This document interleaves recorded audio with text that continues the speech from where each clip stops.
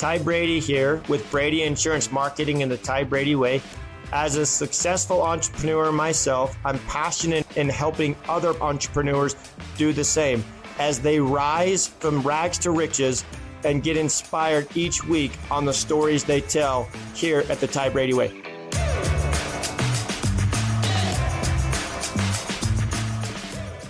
I'd like to welcome Jimmy Alfakeer to the show today. I got to know Jimmy. You know, he came out and cleaned my tile, my carpet, and my sofa. And I have been very skeptical because people that have come and bid in the past basically said they couldn't get it clean, or they were very negative and didn't even want to try. And one of the things you said is, listen, I can get it to, what was the term you used? I can get it to within 8 years or something. We can create a restore point. A restore point. That was the word you used. Yes. That's the word. Yeah. He could get it to a restore point. And I'm like, you know what? I'll give it a shot. But I'll tell you this, my couch looks brand new. My carpet looks brand new. And the tile looks fantastic. So and you sealed it up. And the other thing I didn't know is over time, if you did have tile sealed or if you had a couch sealed, that wears off. It does. That those fiber or the whatever you call it. What is that? When it comes down to using a fabric and textile protectant, it usually wears off within 2 years. Or if you clean it sooner, it'll come off with the clean, because using a two-level emulsification process between an alkaline detergent and a low pH neutralizer using hot soft water extraction removes all that stuff. That's how you're able to get it. If there was any residue left on my old tile seal and it came off, that way you were able to reseal it. The sealer for the stone, it's fortunate. It is permanent. It's a 25-year guaranteed coating that we provide on it. So it's a penetrating solvent-based stone sealer. Okay. That has acrylics and lacquers in it. Yeah. That kind of adhere very well to the surface and actually penetrate a little bit deeper so it can really grab into the stone surface that we normally do. Jimmy, how did you get to where you're at today? Because, I mean, you and I talked about a few things at the house, but how did you get, where are you from, and how did you get here, and then how did you decide, like, hey, I'm going to open a business? So it's a long story. Of course, we can't go into all the details about the story. We want the highlights. We want the good stuff. I started working for a family business back in the early 2000s, and they did things fast, quick, and cheap. Okay. Was it carpet cleaning? It was carpet cleaning. Okay. Yeah, it was carpet cleaning. And after 5 years, we grew apart, and I started exploring employment other places. I went on a manifestation hunt, I call it, I was looking for the best employer to work for. After all the years of going through all the companies, I've found tons of pros and cons in the industry, and not everybody was doing everything exactly the way it's supposed to, 100% with passion and dedication. Oh, I love that word. For chemical processes and procedures using high quality tools and equipment to be able to produce a high-end gold standard that everybody's looking for. I mean, there's great companies. There's so much and not so good, not so well stuff. People that just want to get it done. They don't care about the quality. They get what they pay for. Right. So when I started my business 4 years ago, I decided that I was going to go into 100% service, the best way it can be ever done, without no gimmicks, no upfront sales tactics from corporate, spills. Get your room clean for $29. Right. That's a gimmick, right? Yeah. Because it never ends up being $29. It ends up being $60, $100. You never know. Yeah. It's a little bit different. So, so you go on this manifestation journey after you've tried to find the best company to work for. What was the process of going from being an employee to being your own deal? I mean, what was that? Was it hard? The process was actually it was a bit of a tough journey at first when I first started the transition, because as I kept in that employee mentality. I had to break into an entrepreneur mentality. Is I came to my last approach after I was disconnected for a couple of years from working for anyone, and I was just working for another family member, helping them out, create means to grow their business. And I applied for a job with a local company out of Fairview I give them a lot of credit. Fair of you. That's actually my dad. My dad was born and raised there. Yeah. And wow. I just actually, when I started talking to one of the co-owners during the interview, I asked him, listen, I have an agenda. I want to work for you, but I cannot give you too long of time. I would love for you to teach me all the business aspects of it and customer relations and that, and I will be able to give you the direct sales. I will be able to give you the quality service for your customers. I will build your online presence and your reviews. And I was able to actually come into their business, increase their net sales by 18% in the first 6 months. And I took them to their first $1 million in 6 years, them being in business, in the first year of me being in their company, single-handed.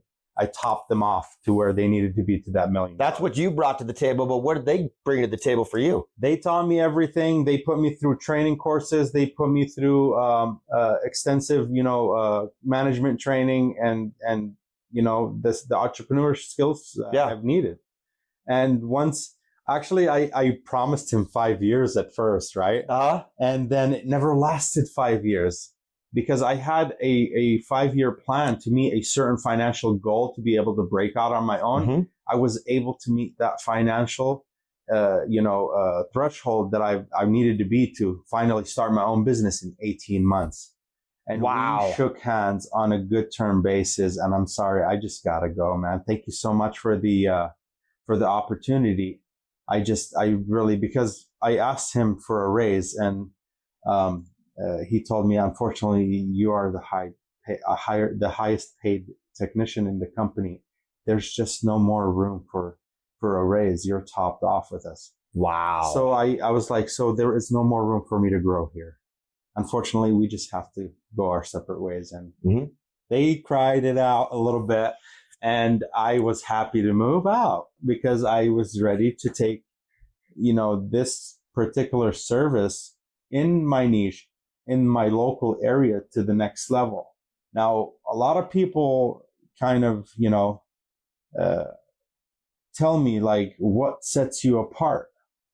It's hard for me to explain what sets me apart besides the fact that there is two aspects that set me apart: passion and dedication. I would, if somebody was to ask me, what sets Jimmy apart, it is that passion and dedication. Absolutely.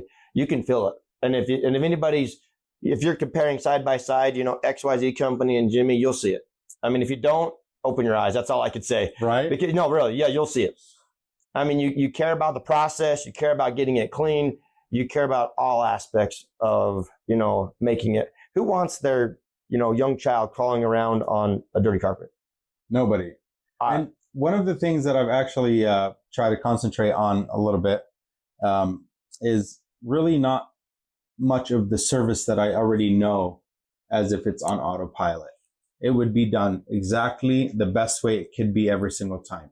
But me coming into a family and a home and creating life-altering changes about the way a certain service is served up to change their life. And it will change their perception forever about the way this service is done every time. I can tell you, when I came home, I had a smile on my face. I mean, I really did. I had a smile on my face. I was like, okay, it's interesting because every couple of years, I had the painters come through and touch up the house and clean the windows and all those things. And then got the carpets and the tile done. The tile I haven't done. I've been there 7 years. So that was the first time. Nice. I'm guessing that's where you're asking me details on the tile. I was like, well, I could tell you what I think it is, but I don't know for sure. I got you. Yeah.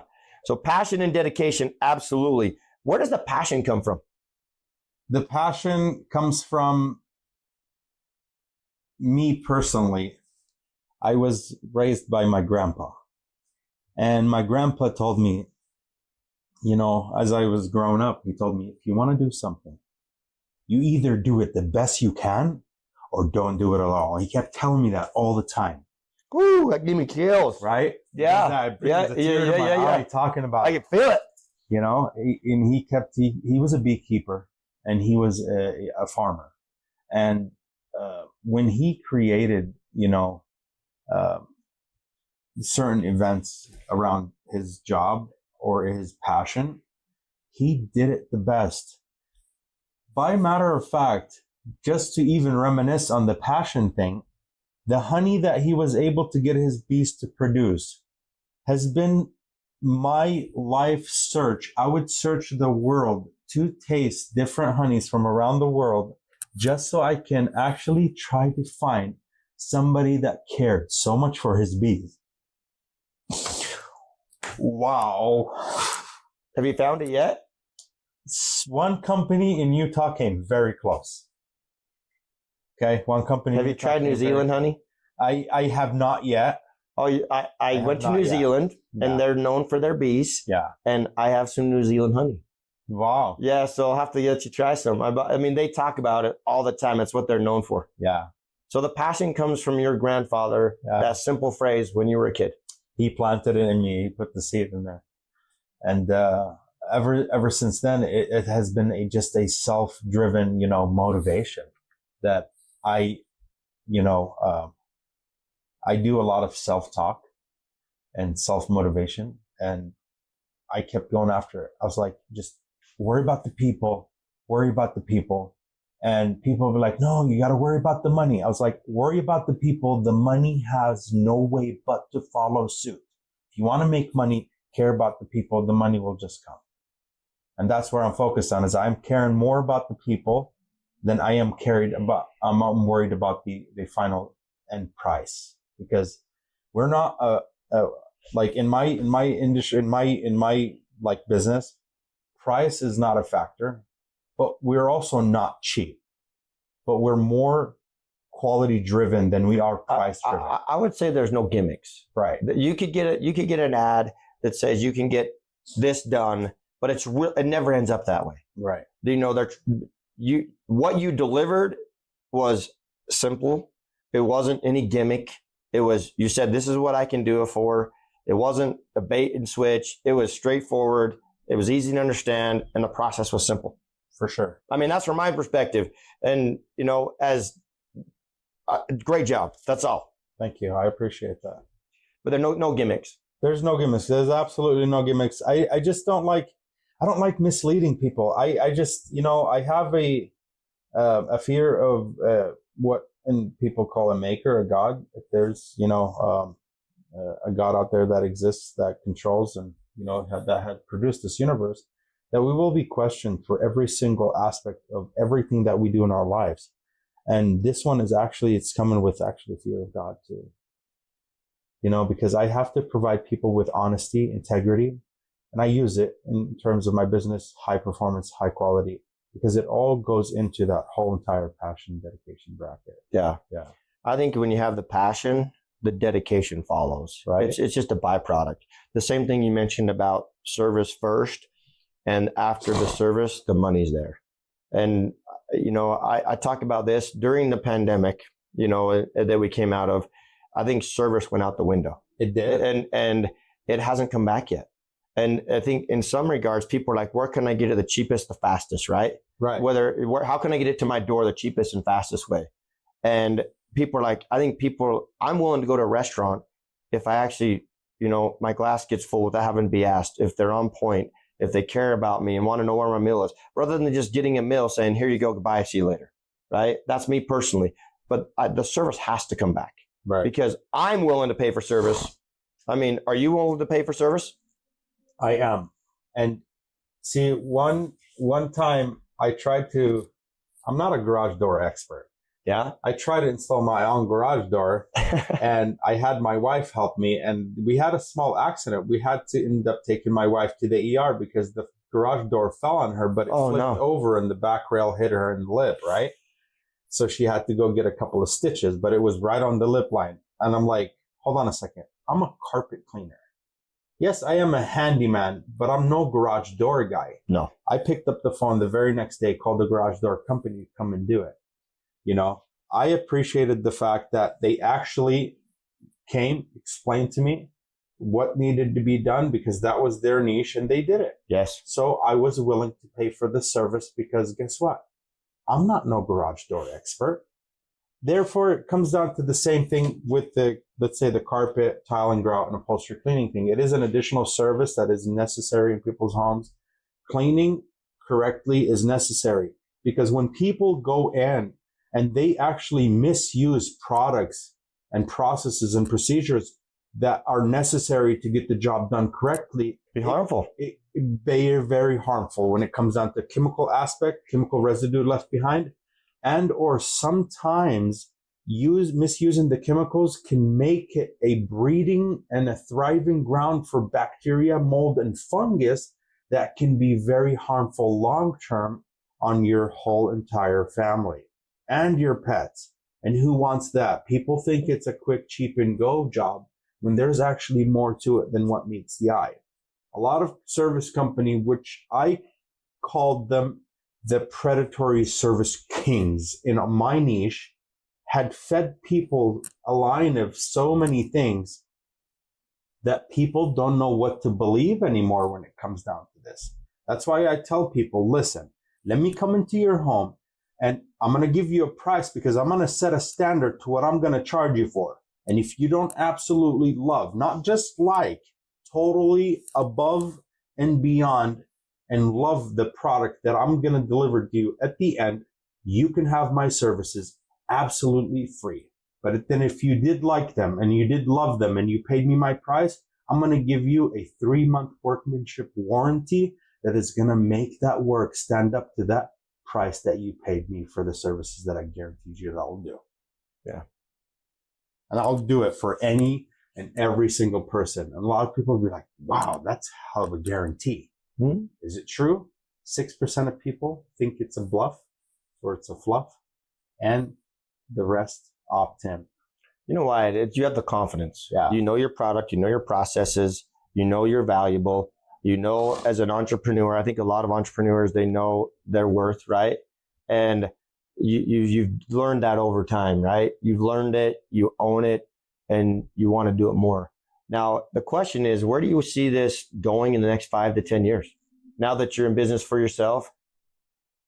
So we are going into our first phase of expansion this summer. So we're going to bring on another truck on board for service, and we're going to hire 2 more employees to be field technicians. And I'm going to train them to my exact specifications.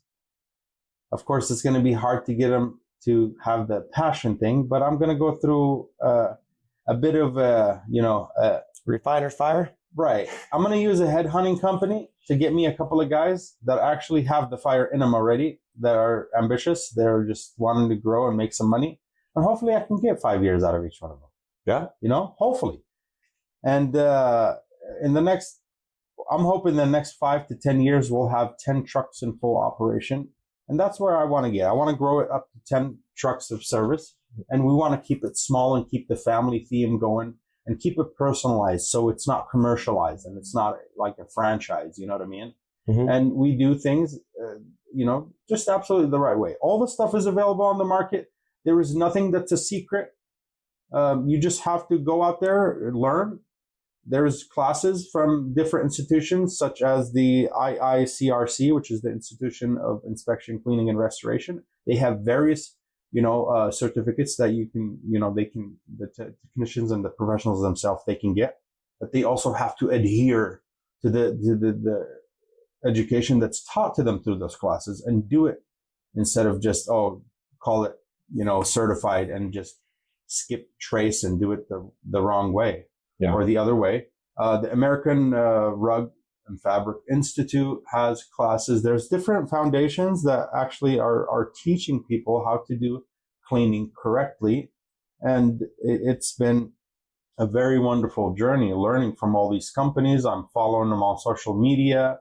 I am watching all their YouTube videos. And I'm following every single trend of a new technology that's coming out that's providing the highest level of quality that I can use to make my job more efficient, higher quality, and more successful customer satisfaction at the end result. So I've had other trades on my show, and one of the misconceptions out there is I think they say trades can't make money. Like it's not. And one of the guys on my show, I remember him saying this. He says, believe it or not, the income has gone up 35% in trades. Would you say that's true? Or in your industry, can people make a good living? Carpet cleaning, if done correctly, can be a gold mine if done correctly. Now, there's a lot of people, entrepreneurs and businesses that have gone into this niche, and they figured out a way to make a gold mine living out of providing it the very and most basic way, because of the misconception that people have that things should be quick, cheap, and fast. You know what I mean? Yeah. And it's a very rewarding job. It can be a gold mine. It is. So if anybody wants to get in the industry or get in touch with you, how would they do that? They can simply call me or email me, or tag us through our social media handles. Facebook, Instagram, TikTok, Threads, LinkedIn, YouTube. We're out there. Even Google. We're first on Google for most. We are dedicated, a Google partner as well.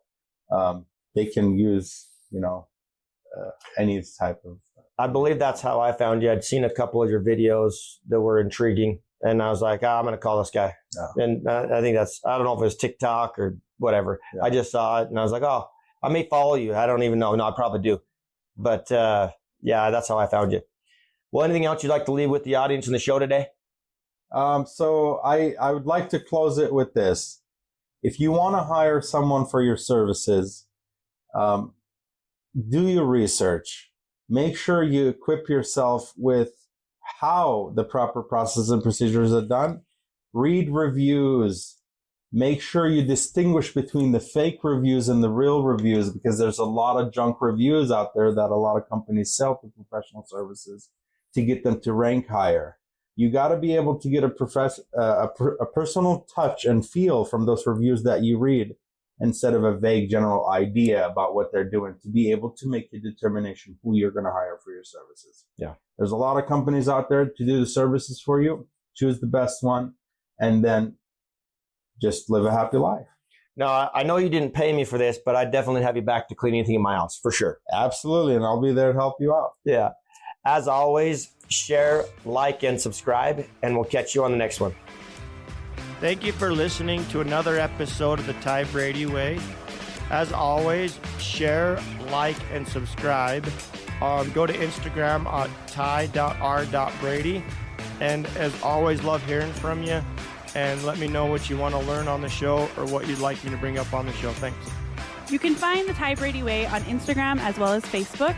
To stay connected with giveaways and Ty himself, go ahead and follow at ty.r.brady on Instagram as well as Facebook. This podcast was recorded, edited, and produced by Whitney Face Media Marketing. And the theme music is an excerpt from Hot Chicken of the Woods by Isaac Joel.